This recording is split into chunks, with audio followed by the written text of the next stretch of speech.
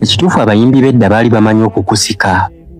Bw'owulira oluyimba luno agawalagana mu nkoola, ekikujjira mu mutwe nti Peter Abaligidde yali ayimba ku lubaale oba amayembe. Munange oluyimba luno lwali lwa byabufuzi era Abaligidde yaluyimba ng'asinziira ku lutalo olwamerukawo wakati wa Ssaabayeekera Yoweri Museveni ne Apollo Milton Obote oluvannyuma lw'akalulu ka 1980.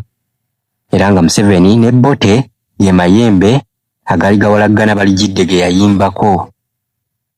Oluyimba luno nnyinza obutasobola kulumenya kigambo ku kigambo, naye nsaba onoonye era owulirize oluyimba lwa mukyala Baligidde Margaret Nampa oluyitibwa Mbaatulidde, mwe yayimbira era mwe yayatulira byonna Baligidde bye yakusika mu luyimba luno agawalaggana mu nkoola.